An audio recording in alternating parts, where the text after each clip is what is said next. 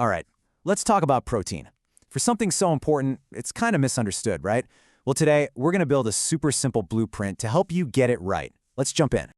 First things first, we have to bust this huge myth. You know the one, that protein is just for gym fanatics and bodybuilders. The truth? Nope. It's for you. It's for me. It's for everyone.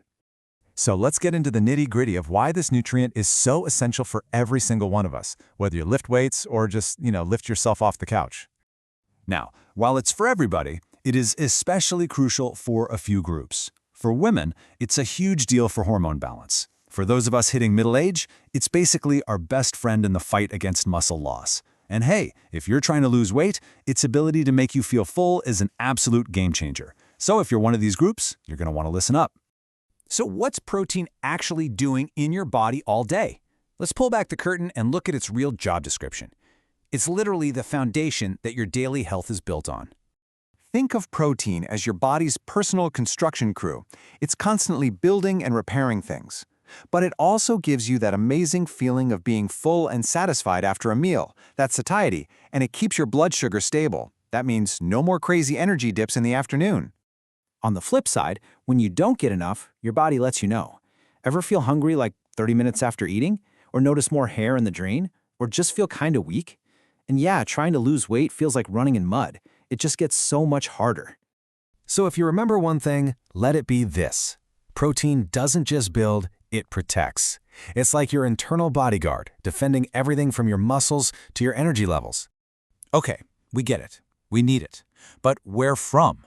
This brings us to the great protein debate, plant versus animal. Let's break it down so you can make smart choices that work for you. So animal sources, like eggs or paneer, are what we call complete proteins. They have all the essential building blocks our bodies need.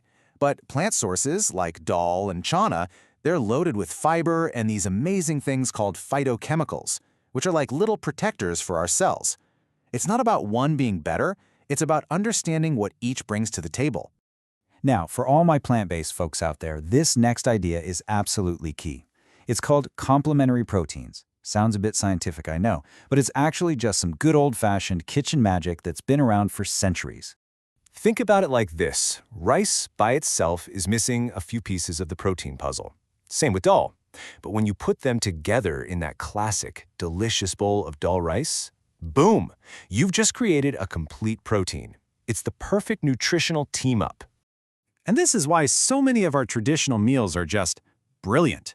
They were designed to be nutritionally smart long before we had fancy charts and labels. It's just built-in wisdom.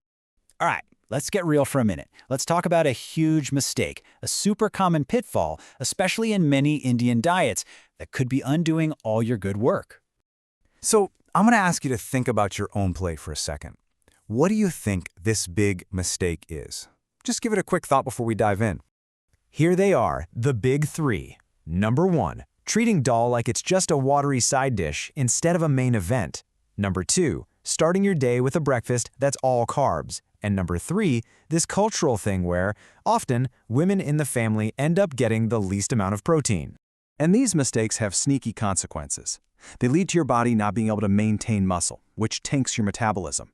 They can even cause you to gain fat, even if you feel like you're barely eating. And they are the #1 culprit behind those crazy energy spikes and crashes.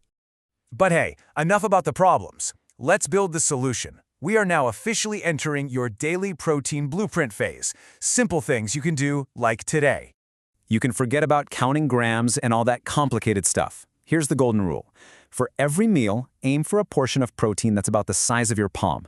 It's simple, it's visual, and it just works. Here is your new mealtime cheat sheet. It's so easy. First, make sure there's at least one protein source in every meal. Second, and this is a big one, do not skip protein at dinner. And third, try to avoid those meals that are pretty much just a pile of carbs. And if you want some easy vegetarian boosts, try these out. Throw some roasted chana into a salad for a great crunch. Add a side of curd to your meals. Use a mix of different dals instead of just one type. Toss a handful of peanuts or seeds into your veggies. These little tweaks add up fast. And that's really the whole point here. You don't need a massive diet overhaul. It's all about making these small, smart upgrades.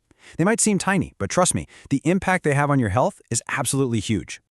So, I'll leave you with this question. what's the one small upgrade you're going to make in your very next meal? Because the power to build a stronger, healthier you is right there waiting on your plate.